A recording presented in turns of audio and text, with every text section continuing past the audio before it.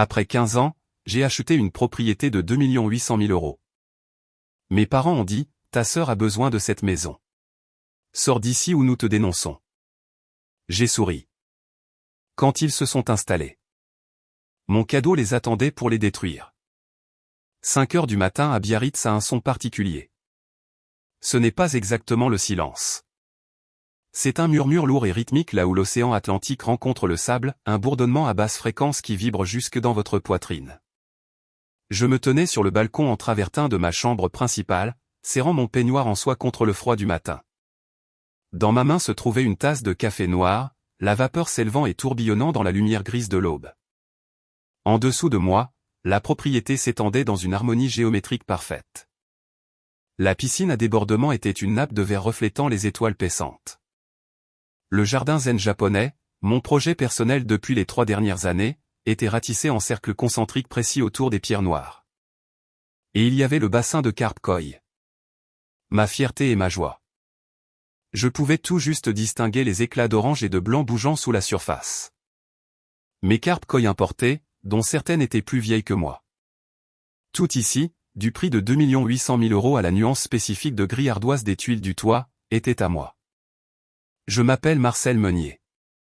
J'ai 36 ans et je suis experte comptable judiciaire. Mon travail consiste à trouver des choses que les gens s'efforcent de cacher. Je traque les fonds détournés à travers des sociétés écrans. Je trouve le zéro supplémentaire sur un bilan qui ne devrait pas être là. Je trace les empreintes numériques de l'avidité. C'est un travail qui exige une attention obsessionnelle aux détails, un manque d'émotion et un besoin d'ordre absolu. Ce besoin d'ordre est la raison pour laquelle j'ai acheté cette maison. Ce n'était pas seulement pour frimer. Ce n'était pas seulement une question d'argent, bien que j'en ai gagné beaucoup en travaillant des semaines de 80 heures pendant 15 ans. Cette maison était une forteresse. C'était une barrière physique entre moi et le chaos du monde. Plus précisément, c'était une barrière entre moi et le chaos de mon éducation. J'ai pris une gorgée de café, laissant l'amertume me réveiller. Je suis retourné à l'intérieur, mes pieds nus silencieux sur les sols chauffants. Je suis passé devant la commode où je gardais une petite photo encadrée, cachée au fond du tiroir sous mes chaussettes d'hiver. C'était une photo de Mémé Jeanne. Elle était la seule personne de ma famille qui m'ait jamais regardé en voyant une personne, et non une utilité. Elle est morte quand j'avais 14 ans, et avec elle, la seule chaleur de ma vie s'était évaporée. Mon téléphone a vibré sur l'îlot de cuisine en marbre. J'ai froncé les sourcils. Personne ne m'appelait à 5 heures du matin. Mes clients savaient à quoi s'en tenir, et je n'avais pas d'amis qui m'appelleraient pour une urgence. J'ai regardé l'écran. Le nom qui y clignotait m'a retourné l'estomac, une réaction physique que je n'avais pas réussi à éliminer en 2 décennies, papa. Je l'ai fixé. Le téléphone vibrait contre la pierre, un son dur et intrusif dans mon sanctuaire parfait. J'ai hésité à le laisser passer sur la messagerie vocale. Mais Valérie, mon père, n'appelait pas à moins de vouloir quelque chose. Et si je ne répondais pas, il continuerait d'appeler jusqu'à ce qu'il obtienne satisfaction. J'ai glissé vers la droite. « Bonjour, papa » ai-je dit, la voix ferme. Marcel. Sa voix était rauque, probablement à cause d'une nuit à boire du whisky écossais bon marché. Il n'y a pas eu de « bonjour ». Pas de « comment vas-tu » Juste le ton d'un homme qui s'attend à être obéi. Nous avons une situation. Tu dois libérer ton emploi du temps pour mardi prochain. Je me suis appuyé contre le comptoir, serrant ma tasse de café. J'ai une déposition mardi. Je ne peux rien libérer. Qu'est-ce qui se passe? C'est ta sœur, a-t-il dit. Constance.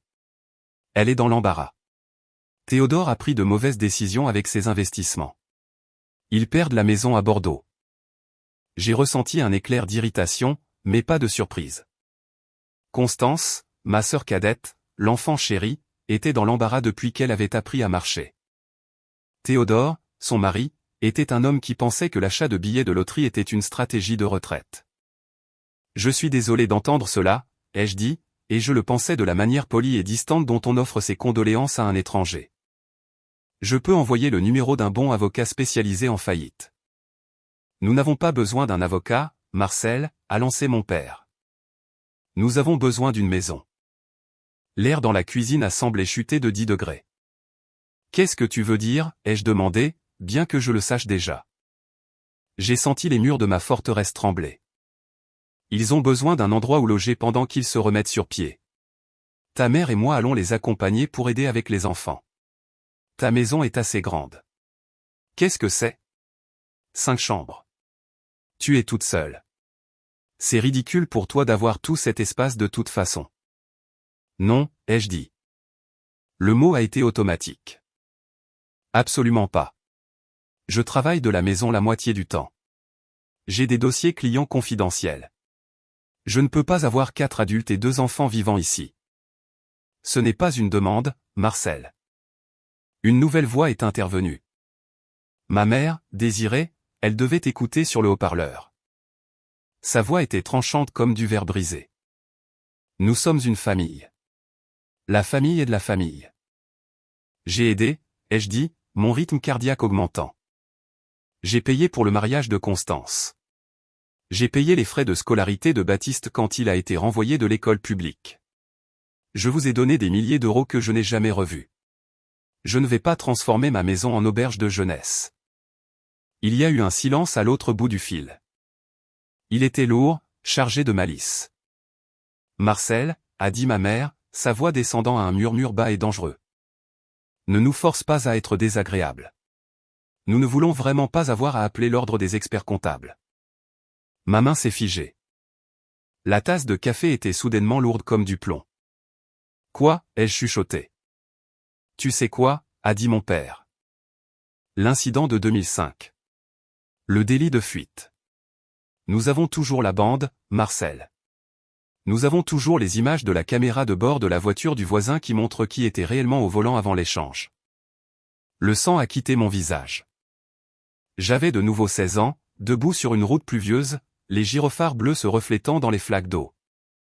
Constance, ivre et en pleurs, me suppliant de prendre la responsabilité parce qu'elle avait 18 ans et qu'elle irait dans une vraie prison, alors que j'étais mineur et que je n'aurais qu'une mise à l'épreuve. Mes parents me forçant à m'asseoir sur le siège du conducteur. Fais-le pour ta sœur.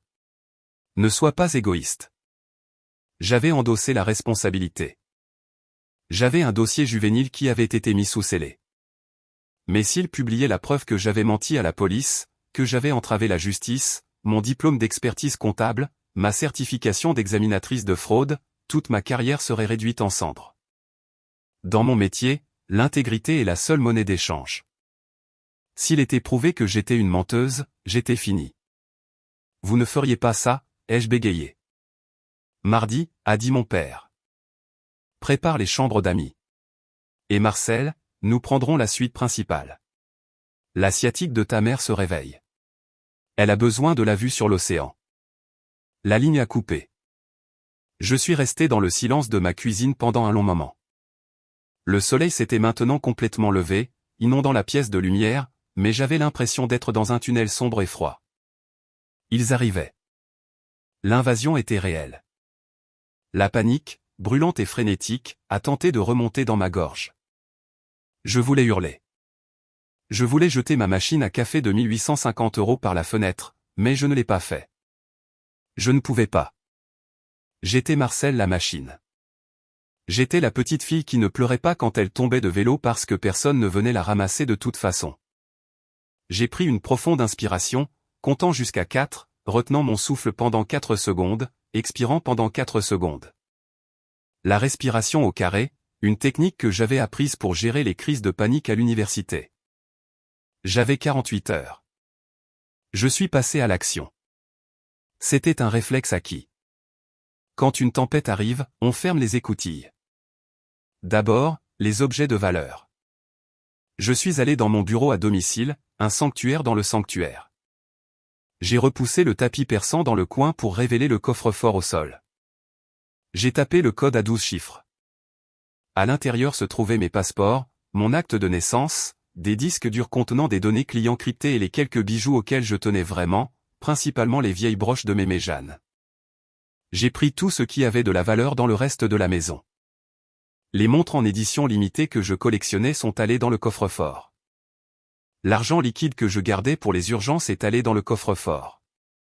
Mes disques durs externes avec mes journaux personnels sont allés dans le coffre-fort. J'ai parcouru la maison avec les yeux d'un auditeur. Qu'est-ce qui pourrait être cassé? Qu'est-ce qui pourrait être volé? J'ai déplacé ma collection de livres rares en édition originale des étagères du salon vers le placard de rangement verrouillé au sous-sol.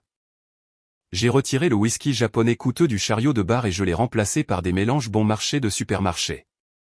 J'ai versé le bon liquide dans des carafes non marquées que j'ai cachées dans la buanderie, dissimulées derrière l'eau de Javel. Je me sentais mal tout le temps.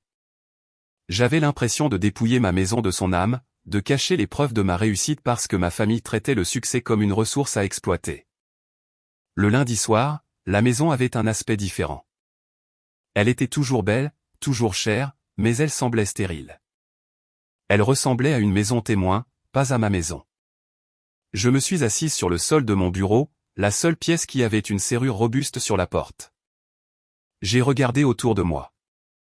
Je savais avec une certitude accablante que leur donner une chambre ne suffirait pas. Ils ne venaient pas en visite. Ils venaient pour consommer. J'ai regardé le message texte que Constance m'avait envoyé 1 heure auparavant. Pas de salutation. Juste, assure-toi que le chauffage de la piscine est allumé. Les enfants l'aiment à 29 degrés Celsius. Je n'ai pas répondu. J'ai juste fixé le téléphone, ressentant la vieille honte familière du bouc émissaire. Celle qui nettoie les dégâts. Celle qui paie les factures. Celle qui assume la faute. Mais ensuite, j'ai de nouveau regardé le coffre-fort au sol. J'ai pensé à ce que je faisais pour gagner ma vie. J'attrapais des criminels. J'attrapais des menteurs. J'attrapais des gens qui pensaient être plus intelligents que le système. Ma famille pensait que j'étais faible parce que j'étais silencieuse. Ils pensaient que j'étais docile parce que j'avais peur. Ils avaient raison pour la peur, mais ils se trompaient sur la faiblesse. Le mardi est arrivé avec la subtilité d'un accident de voiture. J'étais au milieu d'une vidéoconférence avec un client à Genève quand j'ai entendu un grincement d'engrenage. J'ai coupé mon microphone et j'ai regardé par la fenêtre. Un énorme camion de déménagement délabré faisait marche arrière dans mon allée. Le conducteur, mon beau-frère Théodore, était apparemment incapable d'utiliser des rétroviseurs. J'ai regardé avec horreur le pneu arrière du camion écraser mes buissons de lavande méticuleusement entretenus. Le bruit des branches qui craquaient était audible même à travers le double vitrage. « Excusez-moi un instant », ai-je dit au client, la voix serrée. « J'ai une livraison. » J'ai mis fin à l'appel et je suis descendu. Mon estomac était un nœud d'acide. Au moment où j'ai ouvert la porte d'entrée, le cirque avait débarqué. Constance sortait de son véhicule utilitaire sport blanc. Elle portait des lunettes de soleil de créateur surdimensionnées et un survêtement qui coûtait probablement plus cher que ma première voiture. Elle a regardé ma propriété, non pas avec admiration, mais avec un regard d'évaluation critique. Enfin, a-t-elle dit en baissant ses lunettes de soleil. Le code de la barrière n'a pas fonctionné. Nous avons dû attendre 2 minutes. J'ai changé le code pour vous, ai-je dit avec raideur. Je vous l'ai envoyé par message. Je ne lis pas les messages quand je conduis. Marcel, la sécurité d'abord, a-t-elle dit en me jetant dédaigneusement ses clés comme si j'étais un valet. Prends les sacs dans le coffre, veux-tu? Avant que je puisse répondre, la porte arrière du véhicule utilitaire sport s'est ouverte brusquement. Baptiste, mon neveu de 8 ans, et Karine, ma nièce de 5 ans, ont jailli comme des boulets de canon. Piscine. Piscine. Piscine. Baptiste a hurlé en courant devant moi. Il portait des baskets boueuses. Il a couru droit dans mon foyer sur le marbre de couleur crème. Baptiste, enlève tes chaussures, ai-je crié, mais il m'a ignoré.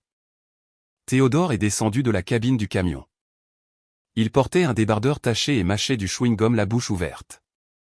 L'odeur m'a frappé avant même qu'il ne s'approche. Un mélange de fumée de cigarettes rassis, de sueur et de parfum corporel bon marché. « Salut, Marcel », a-t-il grogné. « Où veux-tu mettre le canapé ?» J'ai cligné des yeux. « Le canapé ? Ma maison est entièrement meublée, Théodore. »« Ouais, mais ton canapé a l'air inconfortable », a-t-il dit en désignant le camion. « Nous avons apporté notre canapé d'angle. C'est du vrai cuir, et la télévision de 178 cm et les fauteuils inclinables. Mes parents sont arrivés alors dans leur berline. Désiré est sorti, se tenant dramatiquement le bas du dos. Valérie est passée droit devant moi, à regarder la lavande écrasée et à froncer les sourcils. Tu as vraiment besoin d'élargir cette allée, Marcel. C'est un passage étroit. Bonjour à toi aussi, papa, ai-je dit. Où est la suite principale, a demandé ma mère, évitant complètement les salutations. J'ai besoin de m'allonger. Le trajet a été un calvaire pour mes nerfs. À l'étage. Première porte à droite, ai-je dit, sentant une partie de mon âme se flétrir. J'ai déplacé mes affaires dans l'aile des invités. Bien, a-t-elle dit en entrant. Pendant les 4 heures suivantes, j'ai regardé mon sanctuaire être démantelé. Ils ne se sont pas contentés d'emménager, ils ont pris le contrôle. Théodore et les déménageurs qu'il avait engagés, 2 gars qui semblaient être payés en bière, ont traîné un canapé d'angle massif en cuir marron pelucheux dans mon salon minimaliste. Ils ont poussé mon canapé de créateur italien contre le mur, rayant la peinture. Ils ont déballé des cartons partout. Pas des valises, des cartons, appareils de cuisine, mixeurs, grille-pain, piles d'assiettes ébréchées. Ils ont commencé à réorganiser ma cuisine, poussant mes épices coûteuses de côté pour faire de la place pour des boîtes de céréales sucrées et des macaronis au fromage instantané. « Pourquoi as-tu autant de nourriture bizarre » a demandé Constance, tenant un bocal de safran. « As-tu du sel normal ?»« Comme le genre blanc. »« C'est dans le garde-manger, » ai-je dit, essayant de sauver mon safran. Au coucher du soleil, ma maison ressemblait à une maison de fraternité après une fête. Il y avait des cartons en carton dans les couloirs. La télévision hurlait des dessins animés à un volume qui faisait vibrer les fenêtres. L'odeur de graisse de friture ma mère faisait du poulet frit dans ma poêle imprégnait l'espace de vie à air ouverte. Je me suis retiré dans la chambre d'amis, enfin, le bureau dans lequel je dormais maintenant. Je me suis assise sur le lit pliant que j'avais acheté. Le matelas était mince. Je pouvais sentir la barre de métal s'enfoncer dans mon dos. J'ai regardé le plafond. 2 semaines, me suis-je dit, tu peux survivre à n'importe quoi pendant 2 semaines. 3e jour. Le mensonge des 2 semaines commençait déjà à s'effondrer. Je me suis réveillé au son de cris. Pas de peur, des caprices. Karine voulait de la crème glacée pour le petit déjeuner. Je suis allé dans la cuisine avec mon casque anti-bruit autour du cou. La scène était apocalyptique. Il y avait un carton de lait laissé ouvert sur le comptoir. Des céréales étaient écrasées dans les carreaux du sol. Des empreintes de doigts collantes étaient sur le réfrigérateur en acier inoxydable. Ma mère était assise à ma table à manger, ma table en acajou importé de Bali, buvant du café. Elle n'utilisait pas de sous-verre. J'ai fixé le cercle humide qui se formait sur le bois. Bonjour, a-t-elle dit, sans lever les yeux de sa tablette numérique. Nous avons besoin de plus d'eux. Et Théodore dit que l'Internet est lent dans la salle multimédia. Tu devrais améliorer ton forfait. J'ai l'Internet par fibre optique de classe à faire, maman, ai-je dit, prenant un chiffon pour essuyer le lait. Ce n'est pas lent. Eh bien, il ne peut pas diffuser ses jeux. Règle ça. J'ai serré les dents. Où est papa? Il est avec Théodore. Il regarde le garage. Ton père pense que tu pourrais le convertir en une unité d'habitation accessoire pour l'avenir. J'ai arrêté d'essuyer. Pour l'avenir de qui? Elle a enfin levé les yeux, ses yeux froids et durs. Ne commence pas, Marcel. Nous faisons juste des suggestions pour améliorer la valeur de la propriété. J'ai pris une pomme et je suis sorti sur le patio. J'avais besoin d'air. J'avais besoin de voir quelque chose de beau. J'ai marché vers le jardin zen et puis je me suis arrêté. Théodore était assis sur l'une des pierres de méditation. Il fumait une cigarette. Je leur avais explicitement dit, interdiction de fumer sur la propriété. Risque d'incendie élevé. Il a fait tomber la cendre. Elle a atterri dans le sable blanc ratissé, une cicatrice grise sur la perfection. Théodore, ai-je lancé. Interdiction de fumer. La brousse est sèche. Il a sursauté, puis a roulé des yeux. Relax, Marcel. C'est du sable. Le sable ne brûle pas. Ce n'est pas juste du sable. Je me suis interrompu.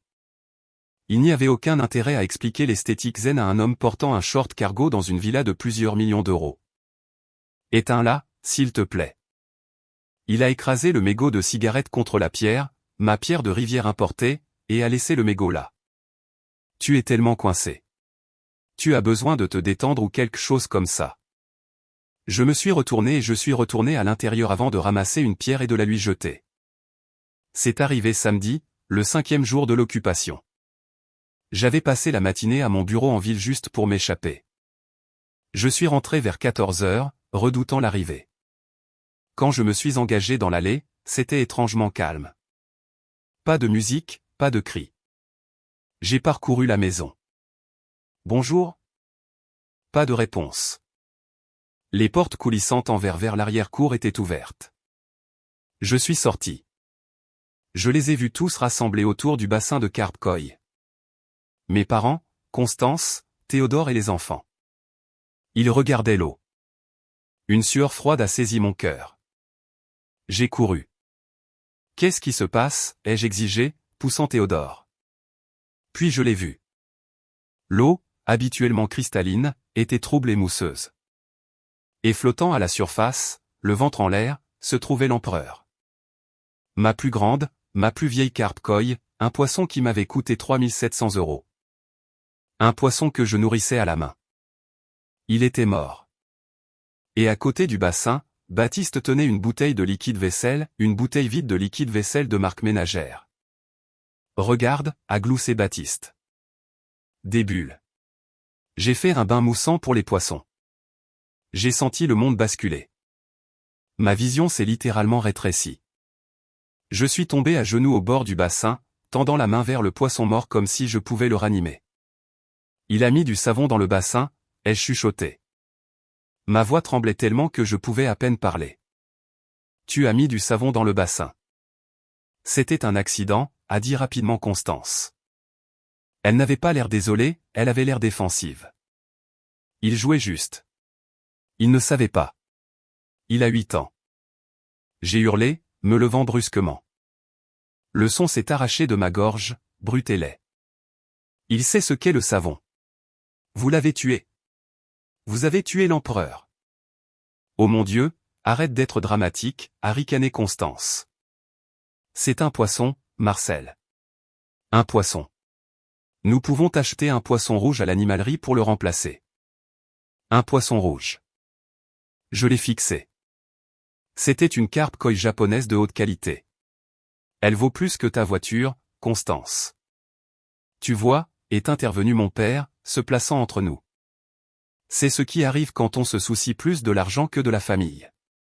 Tu cries après un enfant pour un poisson. Tu devrais avoir honte de toi. Je devrais avoir honte? Je les ai regardés. Ma mère secouait la tête de déception. Théodore ricanait. Il essayait juste de les nettoyer, a dit ma mère, c'était gentil vraiment. Tu lui fais peur. J'ai regardé Baptiste. Il n'avait pas peur.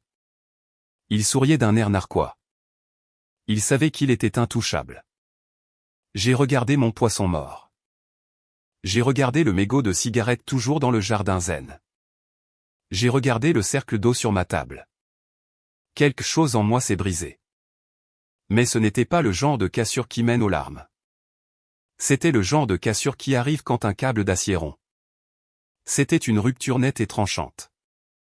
La peur du chantage s'est évaporée. Le désir de leur plaire s'est évanoui. L'espoir qu'ils m'aiment un jour est mort juste là, flottant à côté de l'empereur. J'ai regardé mon père. Tu as raison, ai-je dit. Ma voix était soudainement très calme. Terrifiante de calme. Je suis désolé. J'ai surréagi. Ils ont cligné des yeux. Ils ne s'attendaient pas à cela. C'est juste un poisson, ai-je répété. Allons à l'intérieur. Je vais commander des pizzas pour le dîner. Je suis retourné dans la maison, les laissant victorieux près du bassin. Ils pensaient m'avoir brisé. Ils pensaient que j'avais enfin accepté ma place de paillasson. Ils n'en avaient aucune idée. Je n'étais plus la victime. J'étais l'auditeur et l'audit venait de commencer. Cette nuit-là, je n'ai pas dormi. Y travailler. Ma famille supposait que, parce que j'étais une comptable ennuyeuse, j'étais analphabète sur le plan technologique. Ils ne savaient pas que ma maison était plus intelligente qu'eux. J'avais une salle de serveur au sous-sol qui gérait toute la propriété. Les caméras de sécurité étaient évidentes à l'extérieur, mais à l'intérieur, j'avais des capteurs. Je me suis assise dans mon bureau verrouillé, mon casque sur les oreilles, et j'ai ouvert le tableau de bord de mon système domotique. J'ai activé le mode surveillance. Les détecteurs de fumée dans le salon, la cuisine et la chambre principale n'étaient pas seulement des détecteurs de fumée. C'étaient des enregistreurs audio haute fidélité. Je les avais installés il y a des années, non pas pour la famille, mais parce que je voyageais souvent et que je voulais m'assurer que les gardiens de maison ne faisaient pas la fête. J'ai ouvert le flux audio en direct du salon. Il était 23 heures. Je pouvais entendre le cliquetis des verres. Mon père et Théodore buvaient le whisky bon marché que j'avais laissé, pensant que c'était du bon. C'est la belle vie, hein? La voix de Théodore est arrivée de manière cristalline. Je pourrais m'habituer à cette vue. Ne t'installe pas trop confortablement encore, a dit mon père. Nous devons jouer finement. Elle est faible, Valérie, ma mère s'est jointe à la discussion. Est-ce que tu l'as vue aujourd'hui? Elle nous a présenté des excuses après que le gosse a tué son poisson. Elle est terrifiée par la bande. Bien, a grogné Valérie. Mais nous ne pouvons pas rester ici éternellement en tant qu'invités. Nous avons besoin de sécurité. Je me suis rapproché de l'écran, le cœur battant dans mes oreilles. Qu'est-ce que cela signifiait? Alors, quel est le plan? A demandé Théodore. L'audience de faillite est dans 3 semaines. S'ils voient que je n'ai aucun actif, ils saisissent le camion, ils saisissent tout. C'est pourquoi nous avons besoin que Marcel co-signe le prêt de consolidation, a dit Valérie. Mais pas juste un petit. Nous devons utiliser l'équité de cette maison. J'ai haleté silencieusement. Cette maison avait plus de 2 millions d'euros d'équité. Elle ne signera pas cela, a dit Théodore, cela la rend responsable de ma dette. Elle le fera si elle pense que c'est le seul moyen de nous faire partir, a dit ma mère. Sa voix était si désinvolte, si calculatrice. Nous lui disons que si elle nous aide à acheter une nouvelle maison, une belle maison, peut-être vers Saint-Jean-de-Luz, nous lui remettrons la bande et ne l'ennuierons plus jamais. Et si elle dit toujours non, alors nous passons au nucléaire, a dit mon père. Nous publions la bande. Elle va en prison. Nous demandons une mise sous tutelle parce qu'elle est mentalement instable. Regarde comment elle est obsédée par ses poissons et ses pierres. Si nous obtenons une procuration, nous contrôlons les actifs. Je me suis rassise sur ma chaise, tremblante. Il n'était pas seulement des piques-assiettes. Il complotait une prise de contrôle hostile. La mise sous tutelle. C'était l'option nucléaire. Il voulait me faire subir le sort de célébrité déchue. Il voulait me déclarer folle pour pouvoir contrôler ma propriété de 2 800 000 euros. J'ai regardé le logiciel d'enregistrement. Le petit point rouge clignotait. Continuez de parler, ai-je pensé.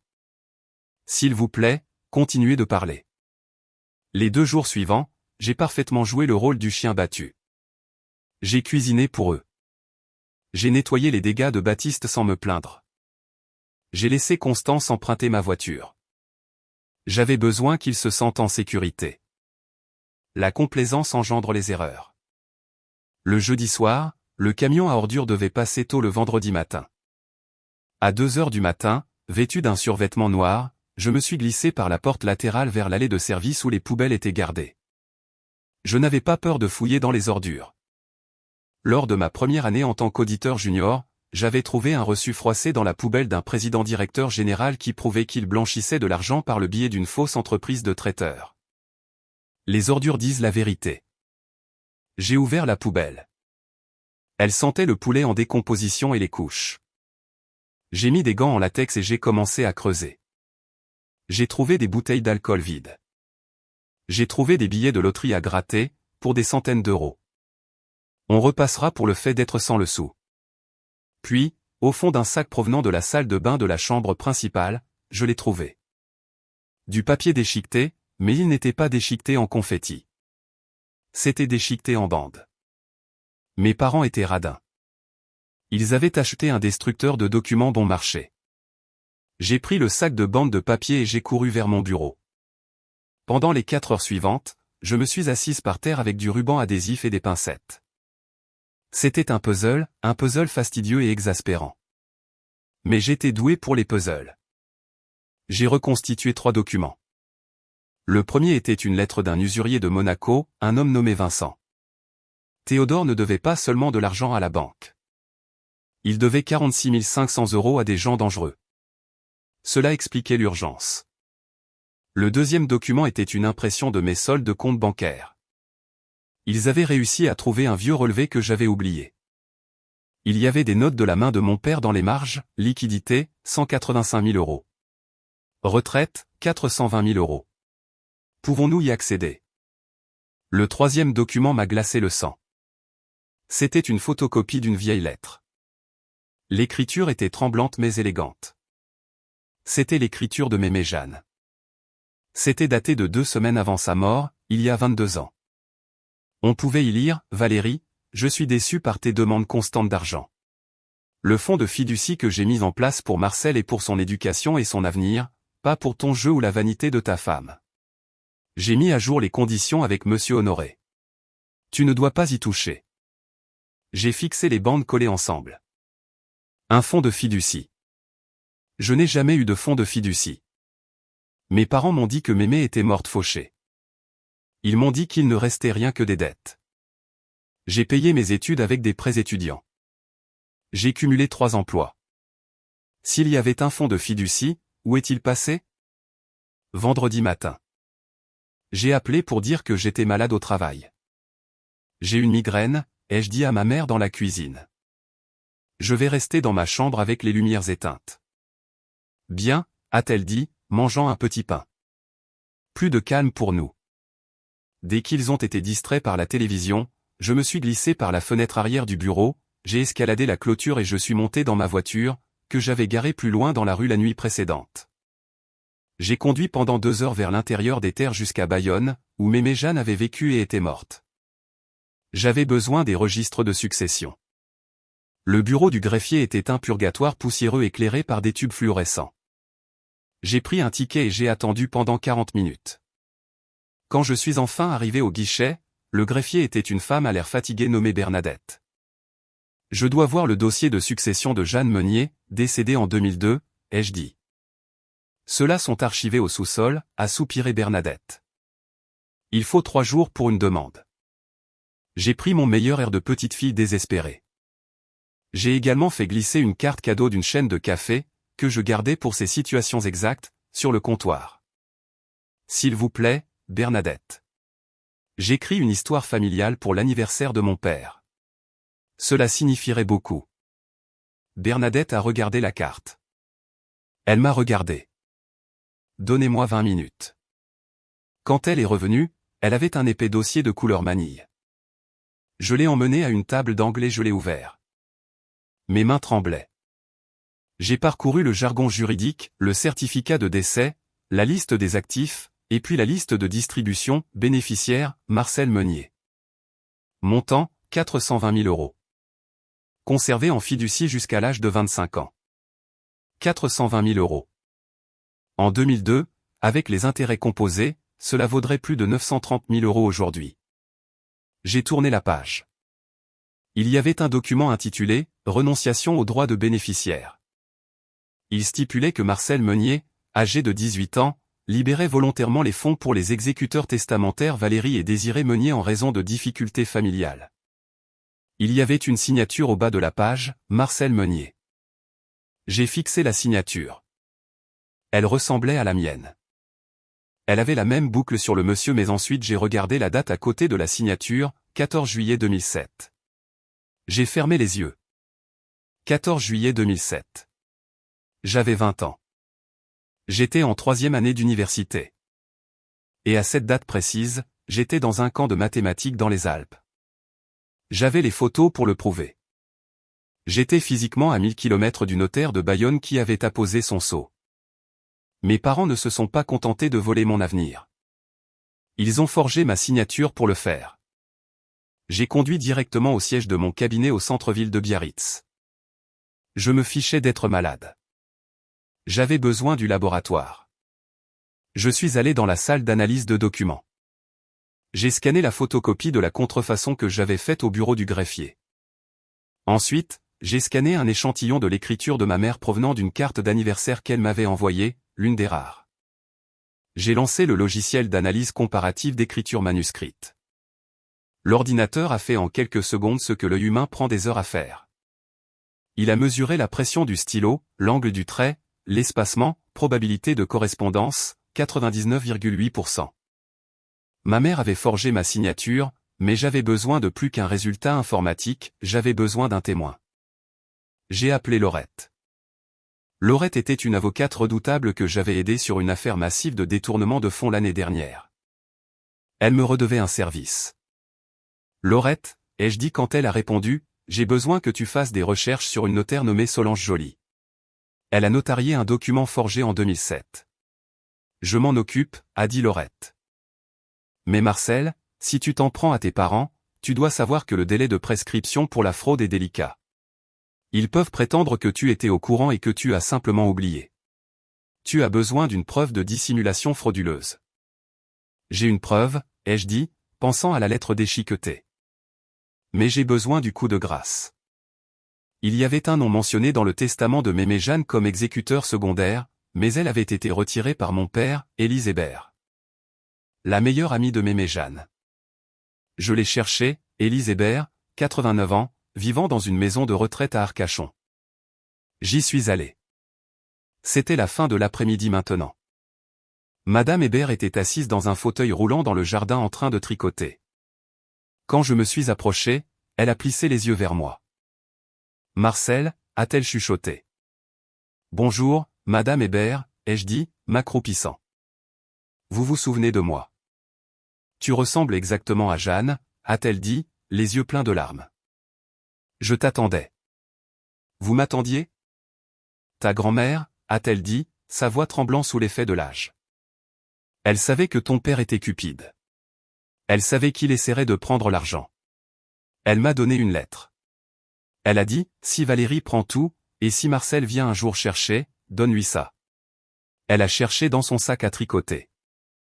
D'une poche à fermeture éclair, elle a sorti une enveloppe jaunie. Je l'ai ouverte. Ce n'était pas seulement une lettre, c'était une confession. Mémé Jeanne avait tout écrit, Valérie a menacé de me couper de mes petits-enfants si je ne lui donnais pas le contrôle des comptes. Je signe ceci sous la contrainte. Ma véritable intention est que Marcel ait la maison et les économies. Pourquoi ne me l'avez-vous pas donné plus tôt, ai-je demandé doucement. Ton père m'a dit que tu nous détestais, a dit tristement Madame Hébert. Il m'a dit que tu ne voulais rien avoir à faire avec la famille. Il a menacé de me poursuivre si je te contactais. J'ai serré la lettre contre ma poitrine. C'était ça. C'était la preuve que le vol était prémédité. C'était la preuve de la dissimulation. Madame Hébert, ai-je dit, aimeriez-vous venir à une fête? Je suis rentré à la maison vendredi soir. Je suis entré par la porte et l'énergie dans la maison était tendue. Ils attendaient que je craque. J'ai fait la performance de ma vie. J'ai laissé mes épaules s'affaisser. J'ai laissé mes yeux paraître rouges et bouffis. Je suis allé dans le salon où ils regardaient la télévision. Je ne peux plus faire ça, ai-je dit doucement. Mon père a coupé le son de la télévision. Ne plus faire quoi? Les disputes, ai-je dit, la peur. Vous avez gagné. Je ne veux pas perdre mon diplôme. Je ne veux pas que la bande soit publiée. Ma mère a souri. C'était le sourire d'un prédateur qui vient de sentir le piège se refermer. Oh, chérie. Nous ne voulons pas te faire de mal. Nous voulons juste ce qui est juste. Je vais signer les papiers, ai-je dit. Je vais co-signer le prêt de consolidation. Nous pouvons utiliser l'équité de la maison pour rembourser les dettes de Théodore et vous installer dans un nouvel endroit. Théodore a brandi le poing. Oui. Je savais que tu n'étais pas sans cœur, Marcel. Mais, ai-je ajouté, j'ai une condition. Quoi, a demandé Valérie avec méfiance. Je veux faire les choses correctement. Si je vous aide, je veux que le monde sache que nous sommes une famille unie. Je veux organiser un dîner, un gala samedi prochain. Une fête? Constance a froncé les sourcils. Pourquoi? Parce que, ai-je menti avec assurance, je veux présenter Constance et Théodore à mon réseau. Si Théodore doit lancer une nouvelle entreprise, il a besoin d'investisseurs. Mes voisins sont des investisseurs providentiels. Mon patron cherche de nouveaux projets. Laissez-moi vous mettre sur la voie du succès. J'ai vu l'avidité briller dans leurs yeux. La vanité était leur faiblesse. Ils ne voulaient pas seulement mon argent, ils voulaient mon statut. Ils voulaient être la famille riche et prospère qu'ils prétendaient être. Cela semble être une idée merveilleuse, a dit ma mère, en arrangeant ses cheveux. Une présentation appropriée à la société. Super, ai-je dit. Je m'occupe de tout. Vous invitez simplement tous ceux que vous voulez impressionner. J'ai passé la semaine suivante à planifier l'exécution. J'ai engagé des traiteurs. J'ai commandé du vin coûteux.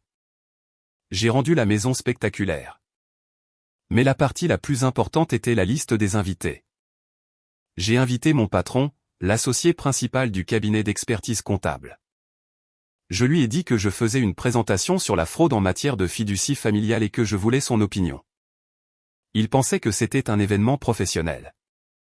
J'ai invité le directeur de l'agence bancaire où mes parents essayaient de déposer la demande de prêt frauduleuse. J'ai invité la présidente de la copropriété, Madame Gable, la plus grande commère de Biarritz. J'ai invité 2 policiers en uniforme, des amis d'un ami, sous couvert de sécurité privée pour les invités de haut rang. Et bien sûr, j'ai organisé un transport médical privé pour amener Madame Hébert. Ma famille était occupée à acheter de nouveaux vêtements avec ma carte de crédit, que je les ai laissés voler, traquant chaque achat comme une preuve supplémentaire. Ils se pomponnaient. Ils étaient arrogants. Vendredi soir, la veille du gala. J'étais dans la cuisine en train de préparer les hors-d'œuvre. Théodore est entré. Il était encore ivre. Il s'est appuyé contre le comptoir, envahissant mon espace personnel. Tu sais, a-t-il bafouillé. Tu n'es pas si mal, Marcel. Une fois que nous aurons cet argent, peut-être que je te laisserai rester dans la maison d'amis. Tu ferais une bonne femme de ménage. Il a ri de sa propre blague. Je l'ai regardé. J'ai regardé l'homme qui avait envahi ma maison, tué mon poisson et m'avait traité comme de la saleté. Tu devrais dormir un peu, Théodore, ai-je dit en souriant. Demain va être une grande journée. Énorme, a-t-il souri. Nous allons être riches. Je suis retourné dans mon bureau. J'ai ouvert le coffre-fort. J'ai sorti le disque dur contenant les enregistrements audio, la vidéo de l'incident du savon, l'analyse judiciaire de l'écriture manuscrite et les lettres scannées de Mémé Jeanne. J'ai chargé le tout dans un diaporama électronique. J'ai intitulé le fichier « Le cadeau ». J'ai dormi comme un bébé cette nuit-là. Le salon était plein. 30 personnes, les flûtes de champagne cliquetant, un jazz doux en fond sonore. Ma famille jouait le jeu. Constance portait une robe à paillettes achetée avec mon argent. Mon père portait un smoking. Il charmait les voisins, racontant des mensonges sur leurs investissements et leurs domaines. J'ai attendu jusqu'à 20 heures. Je me suis dirigé vers la cheminée où j'avais installé un grand écran de projection. « Excusez-moi, tout le monde, ai-je dit, tapant une cuillère contre mon verre. Si je pouvais avoir votre attention. » La pièce s'est tue. Mes parents me souriaient, s'attendant à leur tour d'honneur. « Je tiens à vous remercier tous d'être venus, ai-je dit. La famille, c'est compliqué. Cela demande des sacrifices. Cela demande de la confiance. Et ce soir, je veux vous montrer exactement ce que ma famille a fait pour en arriver là. À la tienne, a crié mon père, levant son verre. J'ai préparé un petit diaporama, ai-je dit. Un voyage dans le passé. J'ai appuyé sur la télécommande. La première diapositive est apparue. Ce n'était pas une photo de famille. C'était un rapport de police, enquête sur un délit de fuite en 2005, mais à côté se trouvait un fichier vidéo. J'ai cliqué sur lecture. C'étaient les images de la caméra de bord du voisin que j'avais payé un détective privé pour retrouver il y a des années, juste au cas où. On y voyait clairement, indéniablement, Constance trébucher en sortant du siège du conducteur et mon père me poussant dedans. La salle a eu un hoquet de surprise. « Qu'est-ce que c'est que ça » a hurlé Constance. Éteins ça. Ceci, ai-je dit, ma voix portant clairement, est le matériel de chantage que mes parents ont utilisé pour me contrôler pendant 20 ans. Mais comme vous pouvez le voir, je n'étais pas le conducteur. C'était Constance. J'ai cliqué sur la diapositive suivante, l'analyse judiciaire de la signature forgée, les documents bancaires montrant le retrait du fonds de fiducie, la comparaison d'écritures manuscrites côte à côte. Et ceci, ai-je pointé, est le vol de 420 000 € que mes parents ont commis contre moi en 2007. Mon père s'est précipité vers le projecteur. Arrête ça. Elle est folle. Elle ne prend plus ses médicaments. Les deux agents de sécurité et les policiers se sont avancés, lui barrant la route. Asseyez-vous, monsieur, l'un d'eux a dit. J'ai cliqué sur la diapositive suivante. C'était une vidéo d'il y a 3 jours, les images de la caméra de surveillance. Elle montrait Valérie et Théodore assis à cette table même, riant de la façon dont ils allaient la saigner à blanc et ensuite la mettre dans un asile de fous. Le silence dans la pièce était absolu. Le directeur de la banque avait l'air horrifié. La présidente de la copropriété avait la main sur la bouche. Et enfin, ai-je dit, un invité spécial. La porte arrière s'est ouverte. Madame Hébert a été amenée dans son fauteuil roulant par son infirmière. Élise, a chuchoté ma mère, son visage perdant toute couleur. Tu es vivante? Je le suis, a dit Madame Hébert, sa voix tremblante mais forte. Et j'ai la lettre, désirée. Celle que Jeanne a écrite. Celle que vous pensiez avoir brûlée. Elle a brandi l'enveloppe jaune. Je me suis tourné vers ma famille. Ils étaient blottis les uns contre les autres, l'air petit, pathétique et terrifié. Les policiers ici présents, ai-je dit, ont déjà reçu des copies de toutes ces preuves.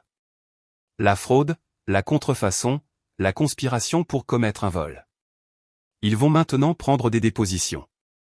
J'ai regardé Constance. Tu voulais une maison? Tu as 10 minutes pour emballer tes sacs poubelles et sortir de la mienne. Si tu n'as pas quitté ma propriété à 20h30, je porte plainte pour violation de domicile.